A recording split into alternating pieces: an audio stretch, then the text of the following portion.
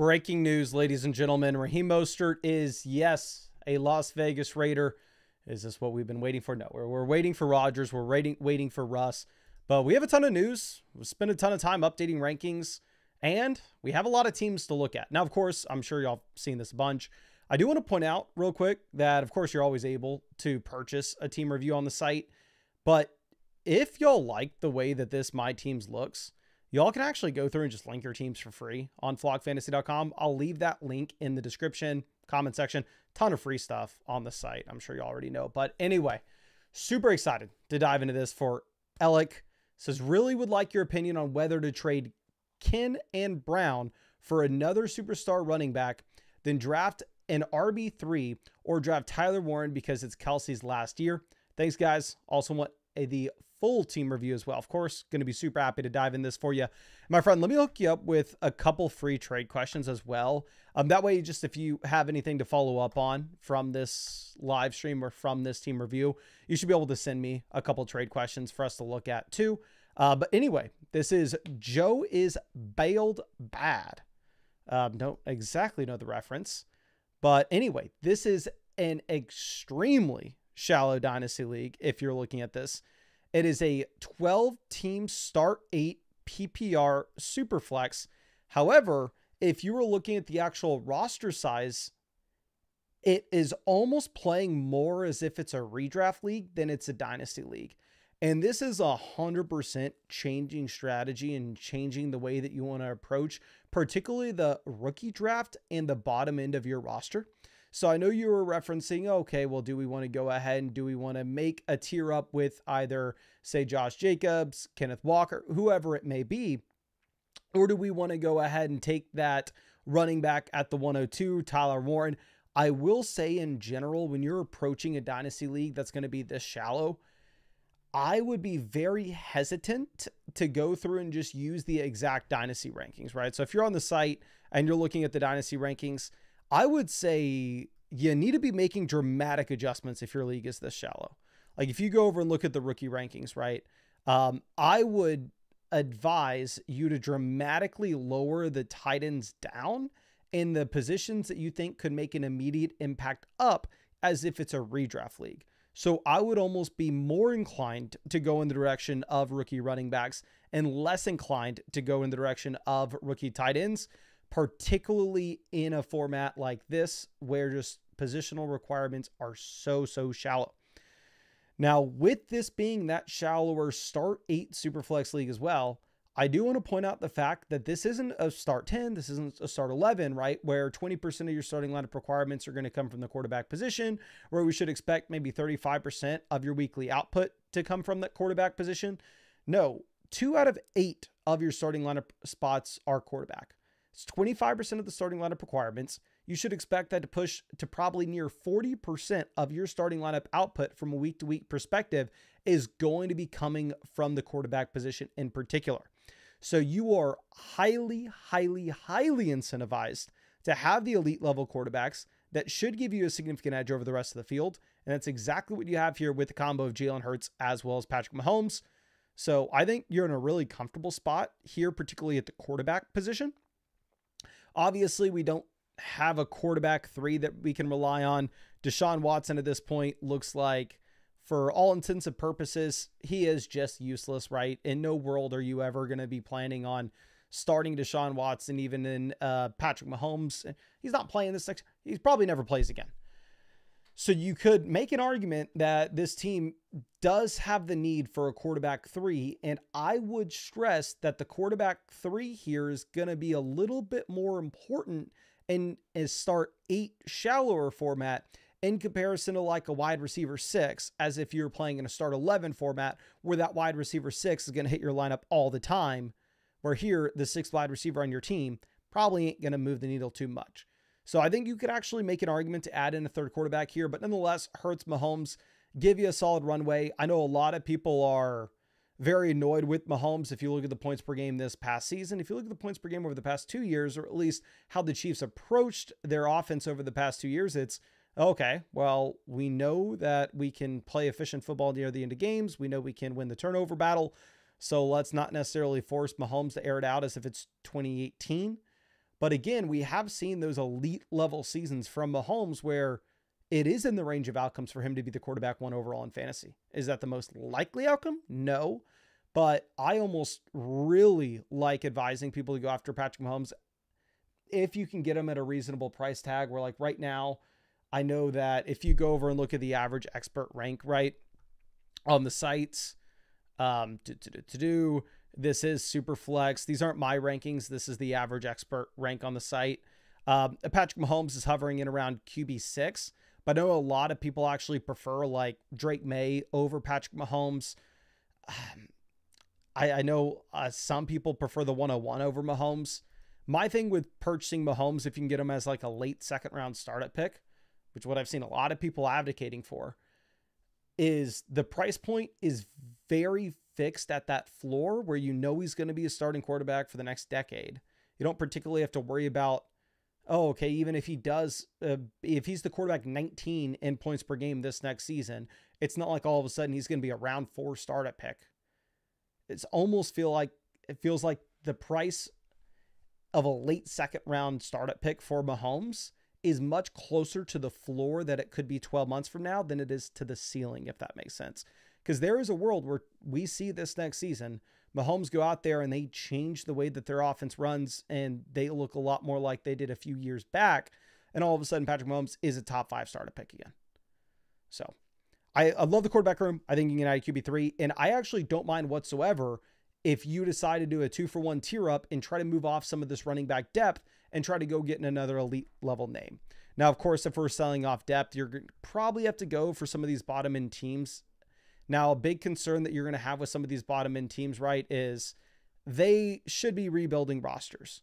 There's no world in which this team with Jalen Waddle as their wide receiver 1, Juwan Jennings is their wide receiver 2, Tucker Kraft is their top tight end, should try to sit here and convince themselves, oh yeah, I'm going to contend this year. Let me trade for Josh Jacobs. And hell, if they will, go ahead and make that deal.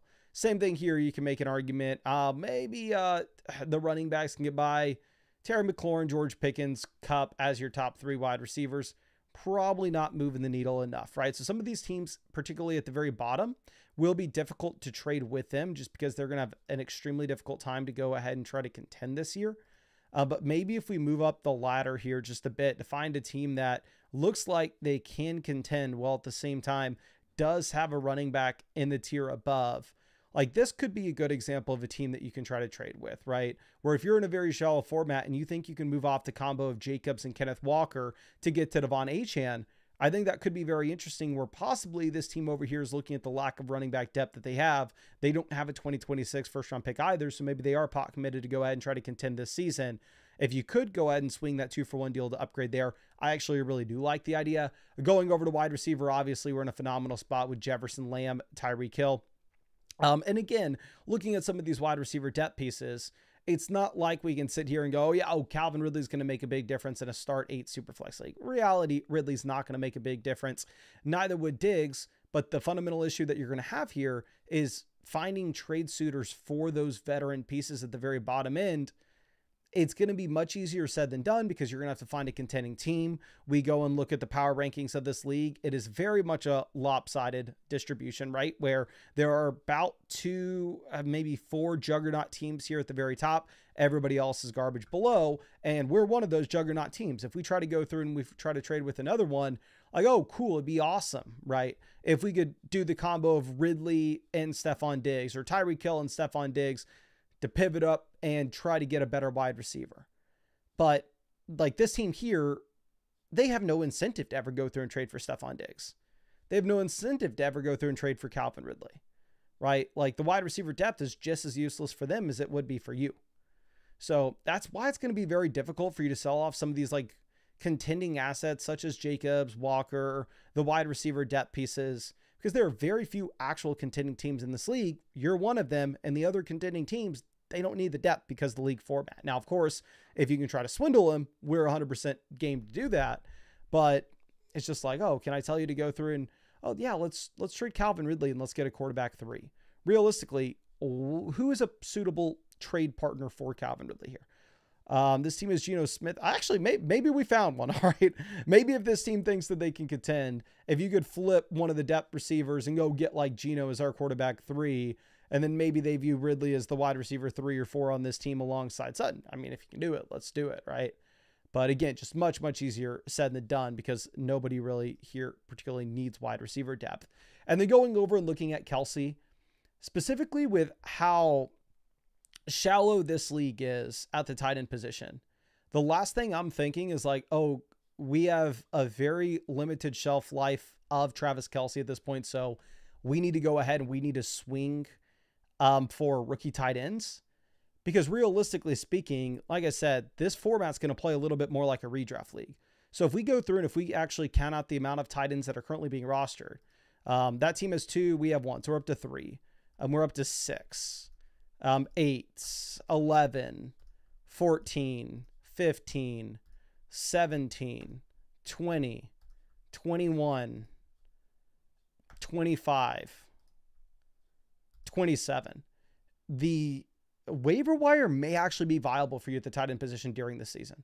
And also at the same time, you could always go through and you could take a second rounder and trade for a veteran producing tight end such as David Njoku during the year if something happens to Kelce, if you need that fill in. So my plan here would not particularly be to go out there and ever target a tight ends in the rookie draft. I wouldn't target a tight end this offseason either. I would just wait, play it out, see what happens with Travis Kelce. If something happens and we need to address the position, should be easy given the shallowness of this league. I like the idea of getting that 2-for-1 deal where we could possibly pivot from Jacobs, Kenneth Walker up and get somebody like Devon Chan and then go through with that 102. And of course, it's way too early to map this out. We don't know exactly what the landing spots are going to be, but either go Ted McMillan or go Amari and Hampton and actually see what the best player available is there. But if you have those top end assets such as Hurts, Mahomes, Bijan, throwing a name out there as Achane, Jefferson, Lamb, in a shallow format, you are 100% the contender to take down this league. And I don't necessarily know if there are too many other moves to be made because you have a lot of contending assets. And obviously on a contending build, you're the one who probably needs them. So I hooked you up with a couple free trade questions as well. So of course, please don't hesitate to send those my way. I'd be super happy to check them out for you at any point.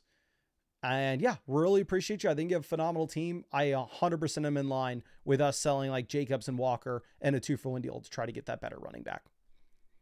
But let's move this over and let's check out this next team. This next team is going to be from Dutch. Says, I also have 3 first in 2027, 1 from Pittman, another from Marvin's Room. I have a trade option of Chase Diggs and a couple fourths. Okay, I always use this analogy, but like whenever we are making a massive, massive trade, right? Like such as Jamar Chase for the 104 and the 105.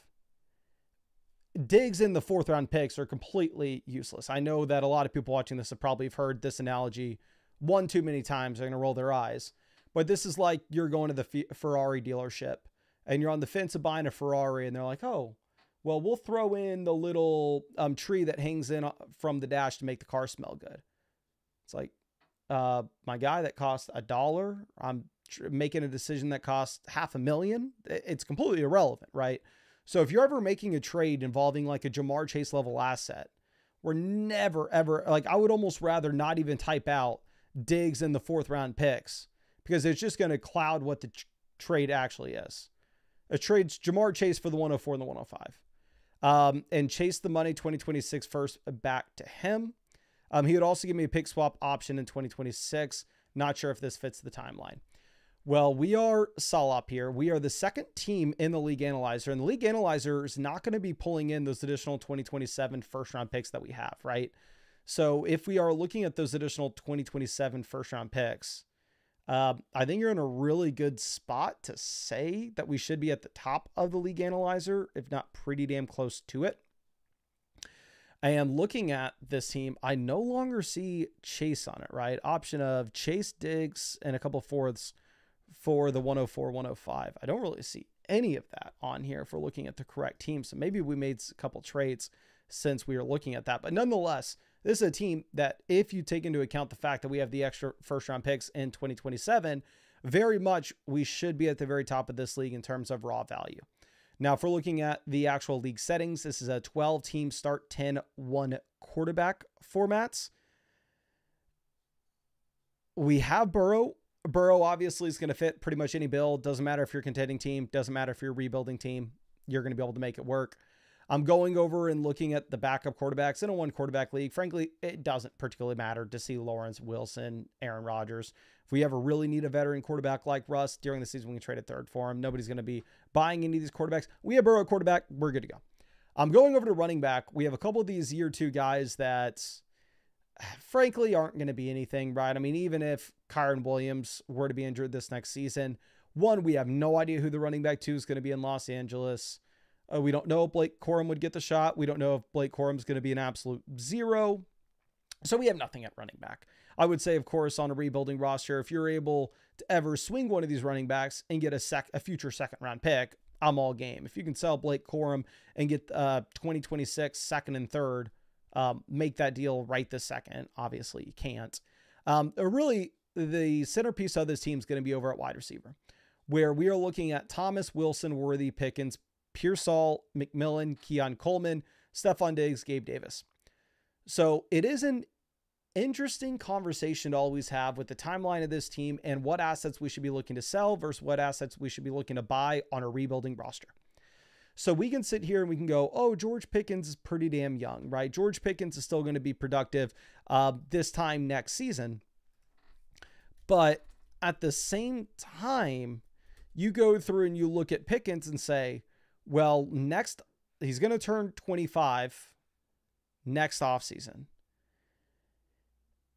While you may not necessarily be worried about the production going down with his age curve, if you're a rebuilding roster, the production's almost not as important as the trade value, especially in a league like this that does seem like it's going to be fairly trade happy. So how I typically view these assets on a rebuilding team is I'll ask myself, what has to happen for this player to see an increase in dynasty value 12 months from now? Or what has to happen for them to see a decrease in dynasty value? Brian Thomas, you could very easily see being a top 3 wide receiver in Dynasty next offseason, right? Brian Thomas is a player that's going to fit any builds. If you're able to get some absurd price, right? If you're able to sell Brian Thomas, you're able to get back the 103 this year plus 2 future first, you go ahead and you do it. But frankly, Brian Thomas is going to be a wide receiver that we want to hold here. I would say Xavier Worthy, same thing, right? Xavier Worthy, I have him ranked wide receiver 20 at the moment. There's a lot of room for that ranking for Worthy to go up in year 2. Ricky Pearsall, Jalen McMillan, Keon Coleman, all these are assets that could dramatically increase their value. And it's not super hard to see it happen 12 months from now. Perfect fits for a rebuilding roster. Really the names that stand out in terms of the players that there's not a super clear path for them to increase their value next offseason dramatically, going to be Garrett Wilson, where Garrett Wilson will be turning 26 next offseason. You look at the quarterback situation with Fields, it's very difficult. I mean, ask yourself, what production does Garrett Wilson have to put out for him to be a top 10 wide receiver in Dynasty at 26 years old next offseason? I would say Garrett Wilson has to be a wide receiver 1 in fantasy this year. For me, with Fields, with the lower volume passing attack in New York, I would imagine that's not a super likely outcome. I would say Wilson's probably going to be a slow bleed, slightly down in dynasty value, but you do have the inherent risk of an injury. You have the inherent risk of what happens if the production falls off a cliff, and all of a sudden we do have to change things dramatically. So I would say Garrett Wilson is a great example of a player that we're actually looking to sell on a build like this if we're not planning on contending right now. I'm going over and looking at George Pickens. I think Pickens is somebody you throw out on the block. I just think at this point, you're probably going to have a very hard time getting any real value from George Pickens. Stephon Diggs, obviously, we sell him on a rebuilding team, get a future second, kick him out the door, but much easier said than done. Going over to Sam Laporta, super easy to see Sam Laporta increase his value 12 months from now. Not necessarily too important there. Now, going over and looking at the rookie picks, I know you talked about the possibility of us having the 103, 104. If you had the 103, 104 with this team attached to the 101, then honestly, ignore everything I said, because if you truly had the 101, 103, 104, we're taking Ginty, probably another running back with one of those picks, and all of a sudden we are a contending team this season. Now, as it stands at this moment, we take Ginty at the 101. We can try to contend, right? Maybe we're throwing Jerome Ford out there at the beginning of the year and see what happens. And if all of a sudden we start off the season at 2-4 and we need to sell Garrett Wilson at that point, we can go ahead and we can approach that now. You don't particularly need to sell these veteran wide receivers right this second, because you do have a lot of flexibility with that 101 pick when we're going to get Ashton Ginty in here. And then you also have these second rounders where I would say it makes sense for us to just take the shots on those rookie running backs. I mean, it's a full PPR start 10, one quarterback format. So wide receiver depth is going to be very, very important. But wide receiver is already such a strong point for our roster. We already reasonably have 6 to 7 wide receivers that can be producing here. And you also have the possibility, if you really wanted to, you could commit to try to win this season.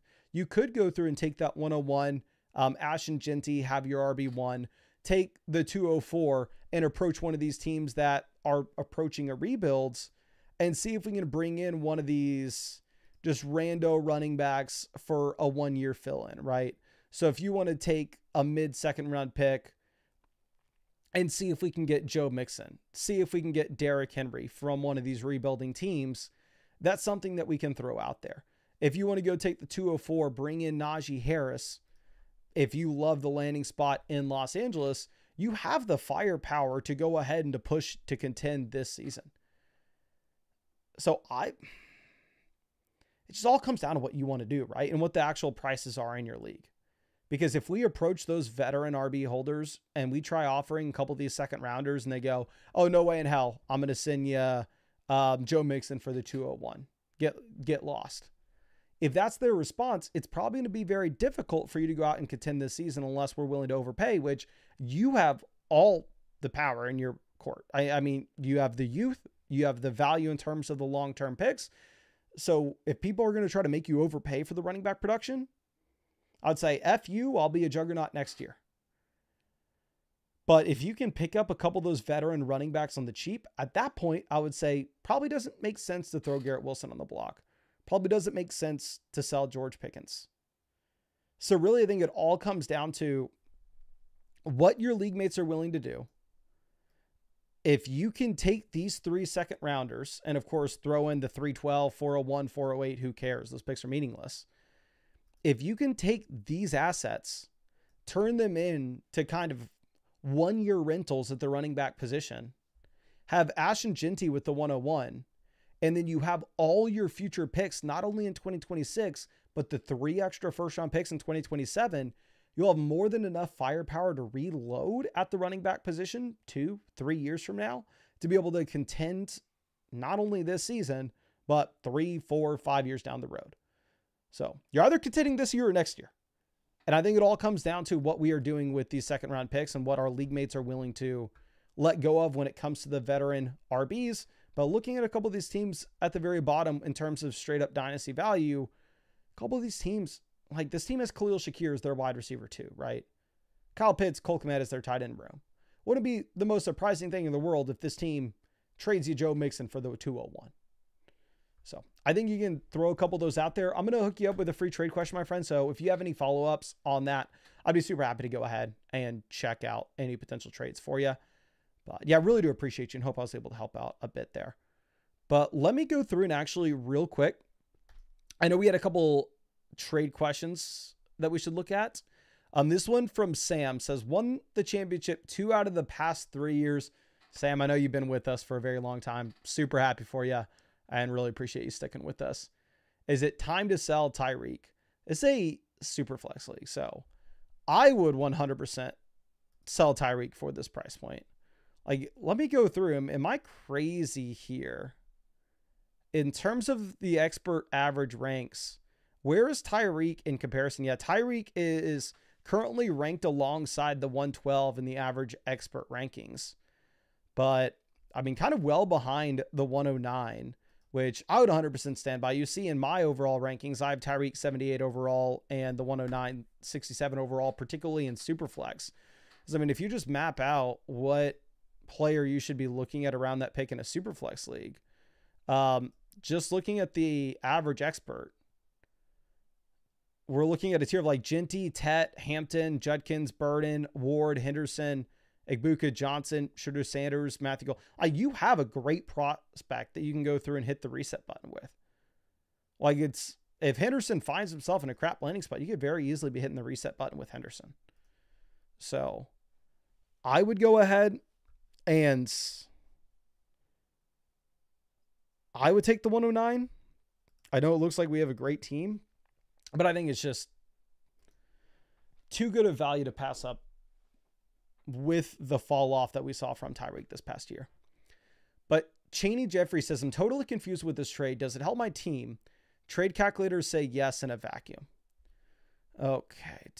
So Tolbert. So again, I know I've said this a couple times now, but when we're moving these like big pieces, like the 107, the 111 for Justin Herbert, if we're looking at like Jalen Tolbert, K-Dot, they're completely meaningless, right? I mean, you can pretty much just take them out of the deal entirely. And if we try to clean this up, I'm not saying this is an exact math, but just to make it look a little bit easier for us, Jalen Tolbert is a nothing burger in this deal. Could not move the needle at all. We could take out, say, Waddle, the 111, and a future third. Say Waddle in the 111 is Waddle versus the 111 in a future third. Waddle's had 1 year in his NFL career, finishing higher than the wide receiver 20 on a points per game basis. And I like Waddle, but fact of the matter is the production just hasn't been there.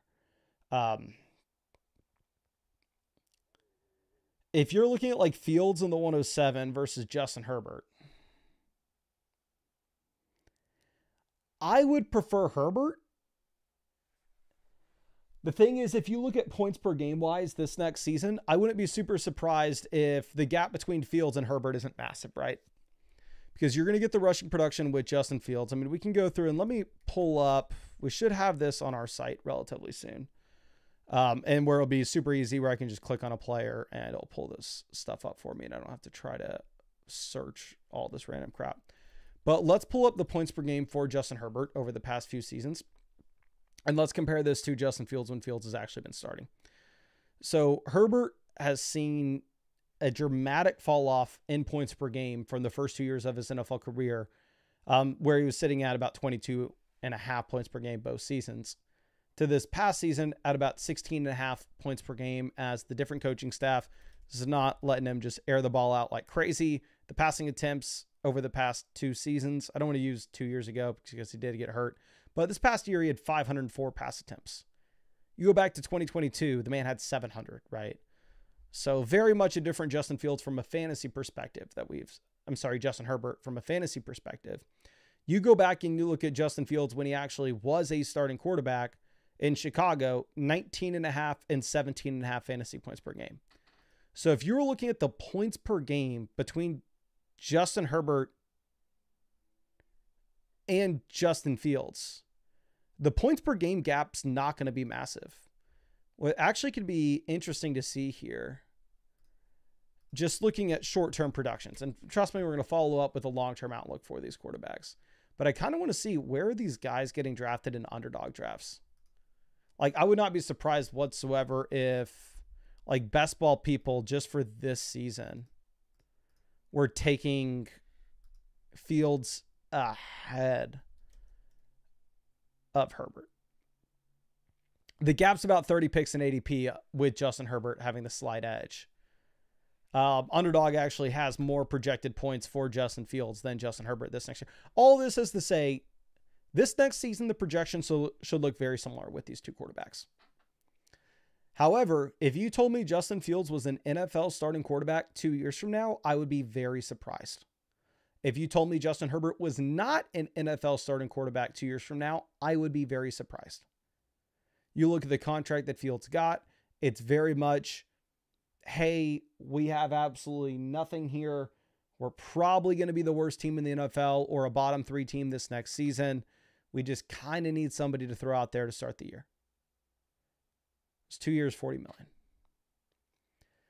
So with all that being said, my preferred side of this is going to be the Justin Herbert, Jalen Waddle, Kate Otten. It feels weird because we are acknowledging the fact that the production in the short term between Fields and Herbert's probably similar. Plus, you're getting the rookie picks on top of it. I just have a lot more confidence in the long-term outlook of Justin Herbert in comparison to the long-term outlook of Justin Fields. Because again, I do think, and maybe I'm just a Justin Fields hater here, but I think we're trying to be as fair as we possibly can be. I just admitted he can outscore Herbert in fantasy this season. But I think you can make an argument. I wouldn't be surprised if Fields was not a starting quarterback ever again after week 8 this season. So I'm just going to take Justin Herbert. I'm just going to take the guaranteed asset, to be honest. And I mean, we can look at how it actually outlines with this team. I just don't particularly think it matters too much, to be honest. Because it's like, okay, well, if you say you have Hurts and Purdy, like if you really want to keep the rookie picks and you really want to swing for running backs and try to contend this season. But again, if you love Justin Fields and if you think Fields is a starter, no question, 2 years from now, then Fields is the winning side. I just don't know if Fields is a starter by the time we get to week 10. Now, let's go over and let's check out this team from Will. It says, any big advice here? Obviously going to be running back heavy in this rookie draft. Have tried dealing for my deep wide receiver room, but my league isn't the easiest to trade with. Superflex, full PPR, where we start 1 quarterback, 2 running backs, 2 receivers, tight end, 2 flex, and 1 superflex. So it should be a start 9, 10-team superflex league. So depth, not going to be super important here, right? We are currently 3rd in the league analyzer. Pretty even league across the board when it comes to values. And yes, if we are looking at this, our running back position is the main concern, where we are very much behind the 8 ball for the long term, where if you told me, Mason, hey, James Conner you're never able to start James Conner in fantasy again after this season, I'd believe you. If you told me, Mason, you're never able to start Ramondre Stevenson again in fantasy after this season, I'd believe you. If you told me, Mason, you're never able to start DeAndre Swift again after this season, I'd believe you. Like you very much have no guaranteed production on the running back in the running back room for this team 2026 and beyond. Now, with that being said, definitely have strength on the roster. Starting off at quarterback, and this is what gives us a lot of flexibility here, is when you have Allen, he can, especially in a start 9 league, he can win you a week just by himself. We have the quarterback upside with Drake May. We have the guarantee with Darnold as well. So it's a great quarterback room, right? Quarterback room that you can rebuild with, you can contend with, really nothing that needs to be addressed. Going over to running back, it's a complete debacle. We don't necessarily have anything here, right? This season, we can maybe get by. If we were just focusing on contending this year and you go, Mason, James Conner is going to be exactly what he was last year. I believe that Drake May is going to make the Patriots an above average offense. That's going to benefit Ramondre. They're not going to bring in competition. Or Ben Johnson's not going to bring in another running back in the NFL draft. DeAndre Swift's going to be the starter. Like, there are outs for this running back room to be fine this next season, right? But it's just definitely a position that if we were to look to rebuild, you just sell every single running back on this roster. We're not looking for much either. In a Superflex 10-team league, give me a second and a third for James Conner. Give me a second and a third for Ramondre. Give me a second and a third for DeAndre Swift. I'm going over to wide receiver. I know you said we had like a lot of wide receiver depth. The issue that you're going to find in like a 10-team league, right, is when we're sitting here, we can say, oh yeah, Khalil Shakir isn't particularly needed on our roster, right? We have Nico, we have AJ Brown, we have Rice, assuming that Rice is going to go, assuming he's not suspended, assuming that he is healthy. We have McMillan, we have Adams for this next year. Adams just finds himself in a great spot in Los Angeles. Or we have Josh Downs. Let's go sell Josh Downs. Let's go sell Khalil Shakir. Let's go sell Jalen McMillan. And then you go ahead and you look like across the landscape here. You go, okay, well, one, of course, if you're selling a wide receiver like Adams, we're going to have to find a contending team.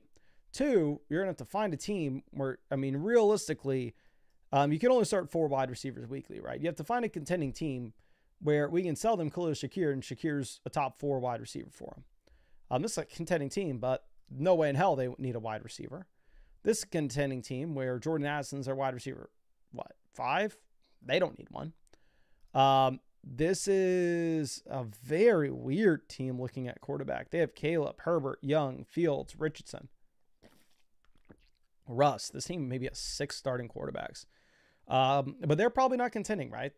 I mean, if we look at their quarterback room, they get a lot of value, but realistically speaking, this team's probably not making any noise this season. So I would be surprised that they're trading for a depth wide receiver. This team maybe can try to contend, and maybe they need wide receiver. The issue is they kind of need top end production. They have enough depth. Like, the issue with me telling you to go, yeah, let's go sell Josh Downs and James Conner and let's try to go get an upgraded running back. So in a 10-team start-9 league, nobody's going to want to trade for Josh Downs, right? Nobody's going to want to trade for a player like Jalen Coker. I mean, if we can take Khalil Shakir, and if you wanted to or Jalen McMillan, right? Because I don't know if you want to keep the Shakir Allen stack. And you want to try to go through, and if you want to trade Jalen McMillan and a depth running back to try to get to a more so contending piece such as David Montgomery, I think you can go ahead and you can look to make that swing. And if your league mates are hard to trade with when it comes to selling them a wide receiver for a running back, you always have the flexibility to instead look to pivot that wide receiver away for a rookie pick, because a rookie pick you can always parlay into that running back. So, I mean, you can always go through and you can trade, say, the issue is you're not going to get a first-round pick for these players, but you can hopefully trade Khalil Shakir for 2 second-round picks, right?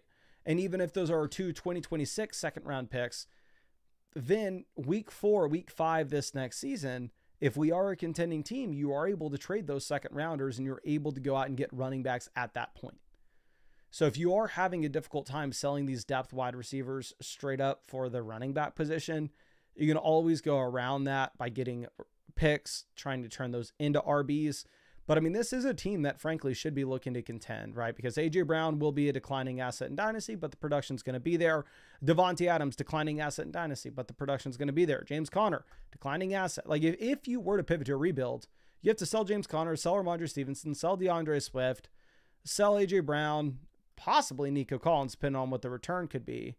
Sell Devontae Adams, it would just be too much. Like, this is a team that should rebuild. this is a team that should contend. We have the production.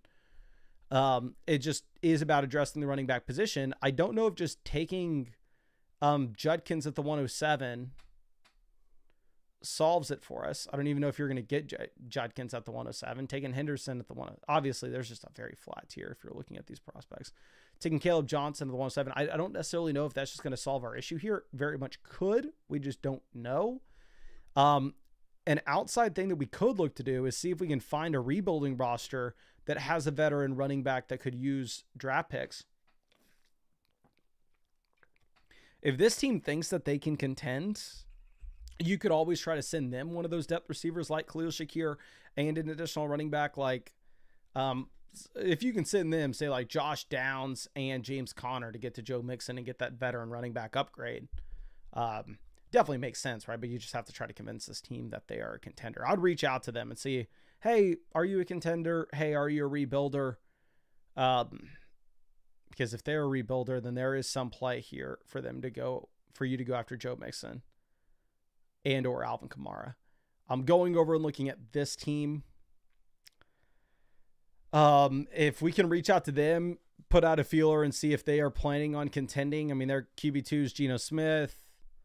Their wide receiver 2 is Waddle. There's a good shot that they think they're a contender, right? But I mean, if you could swing like the 107 and get back CMC and Tony Pollard, who should be useless for them, that could help you go through and contend. I would obviously rather get like CMC, Kenneth Walker, even if that means that we decide to go through and we trade the 107, the 305, 307, 407, and then a depth receiver like Josh Downs or Jalen Coker that's a little bit younger. That'd be very easy. But the difficulty in that, again, is convincing some of these teams at the bottom that they are rebuilding rosters, where every team in a 10-team league kind of looks like it should go into the year as a contender, just because these rosters are so much stronger with the depleted, not the depleted player pool, the bolstered player pool with 2 teams out.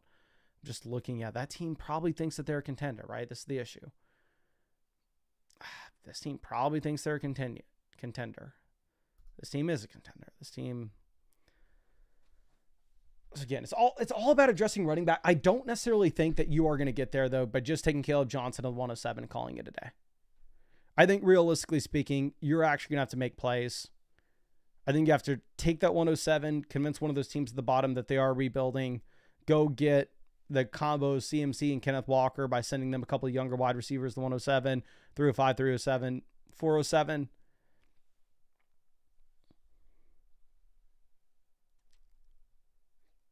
Yeah, I think that's the best path, but it's just going to be so much easier once you're in a situation where those teams understand they have no option but to rebuild. If they start off 0-3, they start off 1-3, 1-4. But I'm going to hook you up with a couple free trade questions. So please, if you have anything else, like if you see any trades that you want to ask about, don't hesitate to send them my way. Be super happy to check them out for you, my friend. But let me go ahead and pull up our next question here. And I know we had a super message come in from Just Sherman, long time member of the flock. It says traded the 107 and McMillan for Barkley 2 weeks ago. If this is Jalen McMillan, obviously you're just flexing on us here, my friend. Phenomenal trade. Can't see the team, but I would almost say that this is a great trade, even on a rebuilding roster, with the assumption that we're going to be able to flip Barkley for a lot more. Like we go ahead and we look at where Barkley is in comparison. These are the average expert ranks. Barkley in comparison to the rookie picks here is being valued pretty much neck and neck with the 102. And I don't know if Jalen McMillan's going to be able to bridge that gap, especially as you have Godwin back in. But going over and looking at this team from Curly says, help, don't know what we are doing. Well, neither do I, my friend, but we can try to figure it out together. This is the... Okay. I do not know what team you are here, my friend. Curly, if you were in this live stream and you could tell me what team you are, that'd be very helpful. And if not,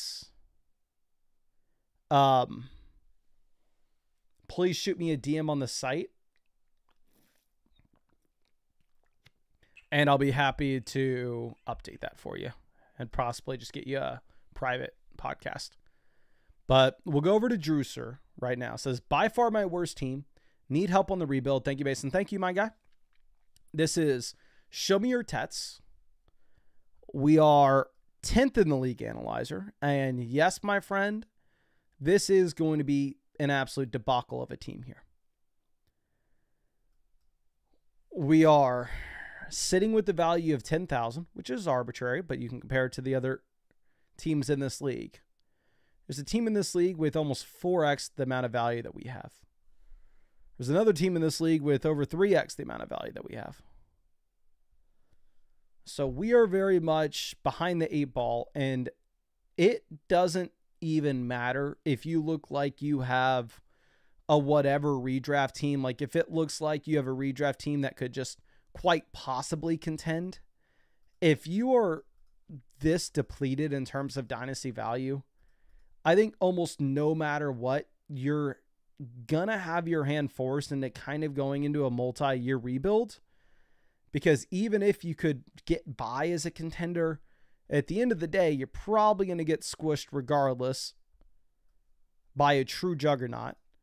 And if you don't get squished, making it to the semis and then losing, all of a sudden you're just going to be another year in the hole, and honestly probably worse off than you even were. So if I, like, as soon as I see this, even if we pulled it up and it's like, oh, this team has Derrick Henry, Alvin Kamara, and these clear contending pieces, and that's like almost the entire roster, I'm still wanting to go through and hit the rebuild because you'd be on the brink of no return. So again, I think we're going to go through, we're going to hit this with a hard rebuild. I think how you approach it is any asset that does not look likely to increase in dynasty value 12 months from now, they're off the roster if you do not see a clear path for them to increase that value. So if we go through and look at quarterback, Michael Penix very much has a clear path for him to be worth more 12 months from now than he is today.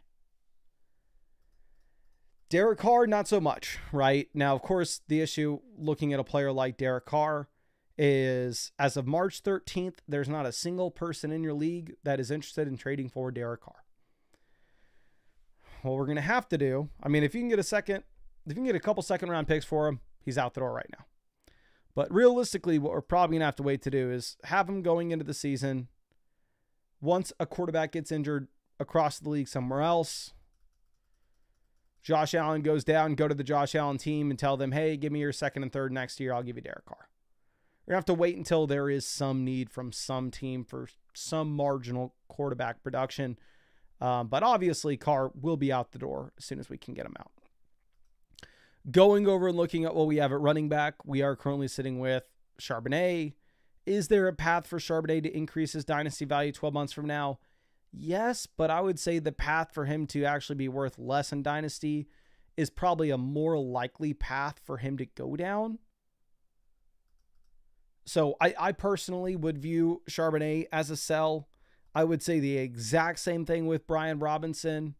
The case to sell Aaron Jones is probably a little bit easier because I don't know if there's a path for him to increase in Dynasty value 12 months from now. But yeah, pretty much any of these running backs outside of the Roschon Johnsons that have no value, right? That their value, the most you're going to get for them is a 4th round pick now. It can really only go up. I would say we are looking to get out of them. We are looking to sell them. Now, the price point that you are looking to sell, and I'll hook you up with a couple free trade questions, just so if you actually have any real deals, you can send them my way. But for Brian Robinson, Aaron Jones, if somebody gives me a second and a third, they're out the door. It's also a very easy thing if we can do it. If we can sell like Aaron Jones in the 202 and get a future first and second, I'd be very happy to do that. Now, again, much easier said than done to get the first. You're not going to be able to sell any of these running backs for a first round pick straight up. If you're able to do it, you do it right this second. But I'd imagine you already know that, right? So if you could have done it, you already would have. I'm going over and looking at wide receiver. Harrison, Worthy, both have very clear paths 12 months from now to be worth more in Dynasty than they are today. So I think that those are actually decent assets to build around. Now, of course, if you can get assets that you know are going to be worth a lot more 12 months from now than they are today, such as selling Worthy and getting back a 2026 first and getting back a 2027 first, we're probably not contending until 2027 on this team anyway. If we can take the guaranteed value bump, we will, but not necessarily players that we have to throw out on the trade block, right? I mean, we can definitely keep them to this build. I'd say Jalen McMillan fits right in that same mold where McMillan, you could very easily see his value going up 12 months from now. Going ahead and looking at what we have with George Pickens. George Pickens is going to be 25 next offseason. So, like, you shouldn't necessarily be worried about the production falling off a cliff. But again, if we look at those two paths of, like, what does a 25-year-old wide receiver realistically have to do to increase in dynasty value? I think Pickens would probably need to be a top 18-ish wide receiver in fantasy this season. I think that outcome's probably less likely than George Pickens being a wide receiver 3. And if he's a wide receiver 3 going in his age 25 season, he's probably worth a little bit less in dynasty than he is today. So unlike the running backs, where I think just the running backs are no-brainers, you have to sell them for a second and third and get whatever you can. I think Pickens is throw him on the trade block, see what happens. If you get something decent, probably go ahead and take it if you can get those future picks that are guaranteed to increase in value, because you also want to put yourself in a position, right, where we're guaranteed to earn the 101 in that 2026 draft. Like, that's something that we really need to have. Going over and looking at Mark Andrews, Evan Ingram, I would immediately try to flip Evan Ingram for a second and third with him going to the Broncos. Looking at Andrews, I think that this is a spot in which you're not going to get a first. If you can get a second and a third, you probably send him out the door, because, again, for him to increase in dynasty value 12 months from now, he'd probably have to be a top 3 tight end from a points per game perspective. And that bump in value that you would see from, like, say, the tight end 6 to the tight end 5 isn't worth you taking on the risk or any of the additional production. So we have our 2026 first round pick. You need to hold on to that as tight as you can, because we are planning on making that pick the 101. Like, don't get it twisted. That pick should be the first overall selection in the draft next year. I think you put yourself in a position to just have some of those accumulating assets. You can always trade for rookie picks in this year's draft class. I know that would be more exciting. But again, if we're not going to contend for 2 years anyway with this roster, I think you're probably better off just accumulating 2026, 2027 picks. You're going to get them at a discount. And at the same time, you're going to get the guaranteed accruement in value as time goes on.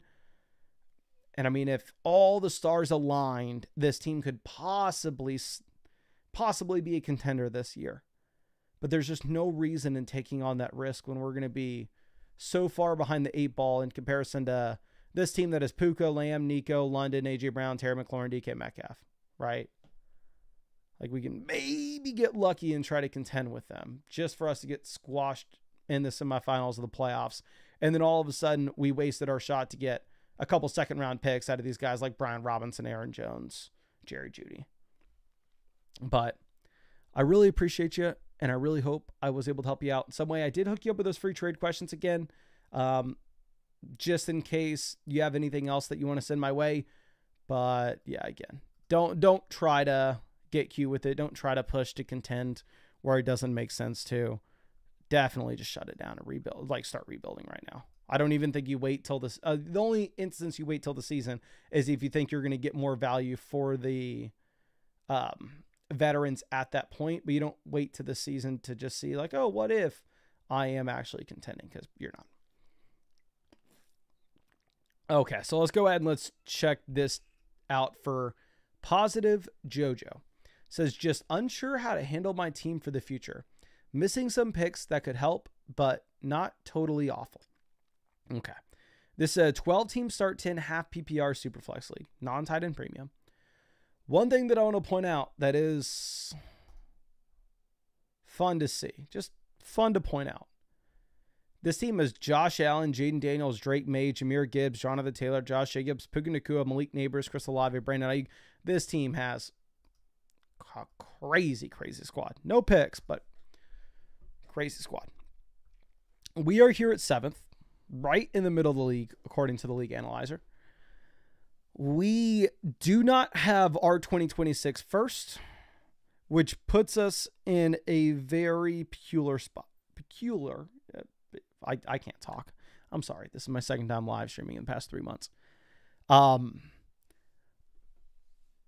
If you don't have your 2026 first, there's no part of us that can open up the door to rebuild. There's no part of us that can open up the door to think long-term here. Because like the team that we looked at previous to this, that is a rebuilding roster, you can look at it and go ahead and say, oh, okay, well, yeah, let's lock in the 101 for ourselves. But if you were to decide to kind of burn this down, if you were to decide to play for the future, what's the situation looking like at that point? We are just giving somebody else a better rookie pick next year. Frankly, it doesn't matter for us if our third round picks, the 301 versus the 306. So when you don't have your first and second rounders, we are locked and loaded. This is a contending team, and we need to be thinking about production this season. Looking at the quarterback position, we're fine. We're going to get by. We're not super strong. We have Love. We have Tua. Do we love it?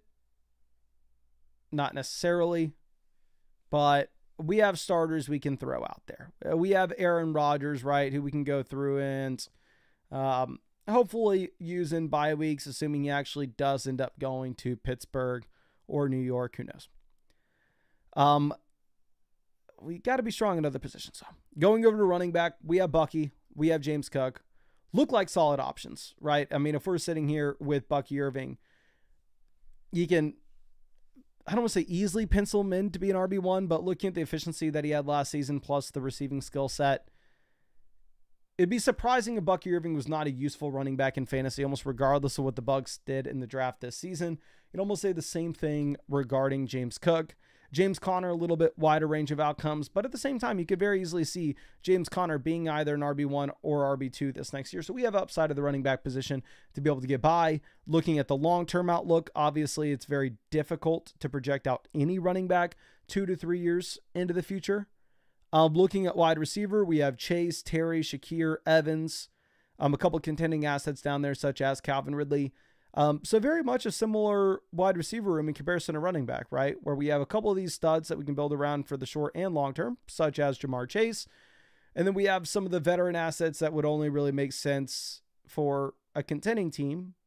Terry McLaurin, Mike Evans, aka versus your James Conner, right? It's a very similar wide receiver room built to win now. Going over to tight end, we have Tucker Kraft, who, I mean, he's my tight end 7, but at the same time, there are like 3 tight ends that you're excited about having. And Tucker Kraft is probably not one of them. You can get by with them. But realistically, I have no idea what the hell to tell you to do with this team. It's a contending team that's set up in a way where we don't have a lot of future value to kind of push to strengthen our odds of contending this season. We've kind of already postured ourselves in the way that we would want to be. So, I mean, if we were going through and making any moves, I'm going to give you the boring advice that I give to any contending team that's like this, where those late 3rd round picks, I'd be trying to sell them for 2026 3rd rounders. That way, or if you can sell your 2 late 3rds, right? Sell the 309, the 312, and try to get a 2026 seconds. That way, during the season, if we see an injury to a position, or maybe Tucker Kraft's not producing and we need to sell a 2026 second and go out and get a player like David Njoku, we have that flexibility. But, I mean, that's not necessarily reinventing the wheel here, right? That's just a very simple, small move to make. Looking at the 202, I think really the 202 is maybe the only asset that we have some flexibility with. Is, I mean, sitting here, I can tell you like, oh yeah, we're a contending team. Let's sell Xavier Legette and let's tier up Legette and Tucker Kraft to get to a better tight end. Let's tier up Legette and James Cook to get to a better running back. Let's tier up Legette and Khalil Shakir to go get to a better wide receiver to contend with. I can say that, but is there anybody in your league that wants to trade for Xavier Legette? No. You know? I'm just kind of wasting your time. I mean, if we can go through and if we can find some rebuilding rosters that, like, okay, this team we have to offer, we have to try to get CMC from them, right? I would go right now and I would offer the McCaffrey team that has absolutely nothing. Their RB2 is Blake Corum. Their wide receiver 1 is Josh Downs. I would send them right this second the 202 for CMC and see what they say. They probably will say it's not enough. I would offer to throw in a couple 3rds. We bring CMC into this team. We are a contender. And this team has absolutely no use for him. Yeah, my initial offer for this team right here, and of course we're expecting our initial offer to get declined, is I would offer them the 202 or 2/3 for CMC, David Njoku, and I would try throwing in some other younger player just in case they have some interest. I'd throw in like Ray Davis and Xavier Legette and just see what they say. Reality, they probably say no. We can come back to them and say, okay, well, you can keep David Njoku, or maybe we'll give you Tucker Kraft in replacement for Njoku, and they probably prefer Kraft anyway, given their timeline compared to yours. Going over and looking at this Munchers team, their quarterback 2 is Cousins. Their running back 2 is Pacheco. Their running back 1's Chuba Hubbard. They don't have a tight end, maybe this team. And they're loaded up on future picks. Maybe this team's looking to rebuild and try sending them the 202 and get back somebody like Chuba Hubbard. I think really the only thing you can do is lowball the rebuilding teams for their contending assets with the very limited picks that we have this year. The issue is the picks that we have this year, again, are very limited.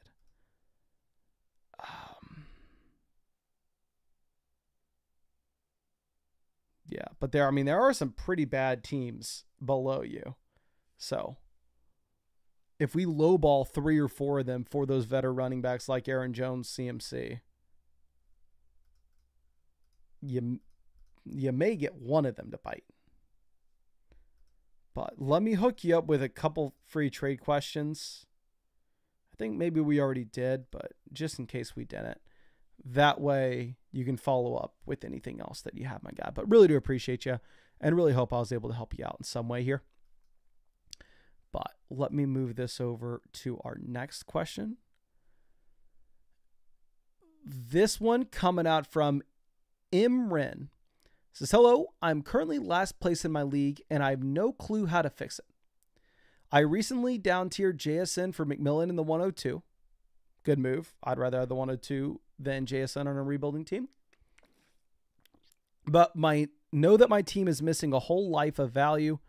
Any advice in general is appreciated. Well, really appreciate you, my friend. And happy that we know where we are on this totem pole at the moment. And happy we know that, yes, we got to fire sale assets here. And let me first hook you up with a couple free trade questions. And I feel very bad because I don't necessarily know what I'm going to have to say with this team, right? Because we can just look at this from a 100-foot view, see our team is crap in terms of the value that it has. We're sitting here with approximately a third of the value of these top 5 teams in the league, right? And also we look at where our value is coming from. It's all coming from picks, which is exactly what we want, which is exactly what we look to hold on to.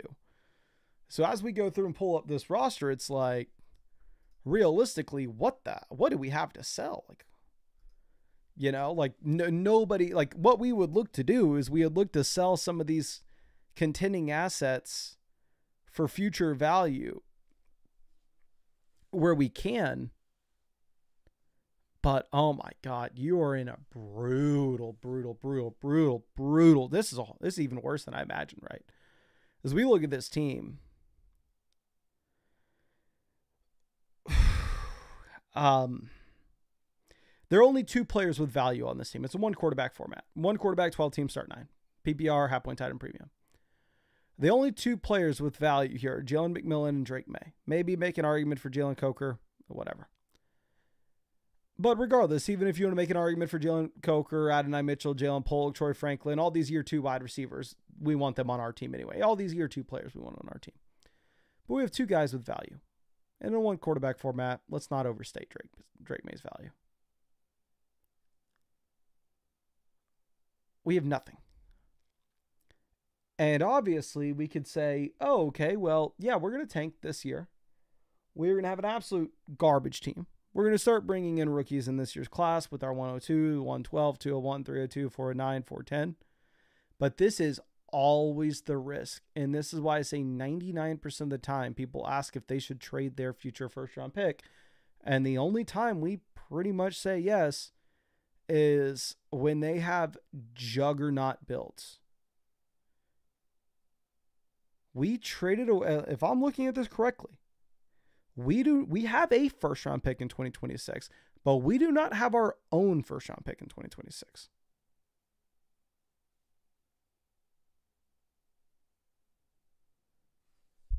So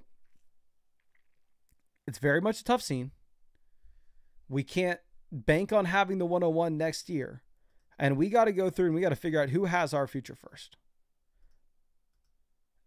And if the person with our future first cares enough to look and really think about it, they're not giving it back to you, right? They're going to laugh when you ask for it.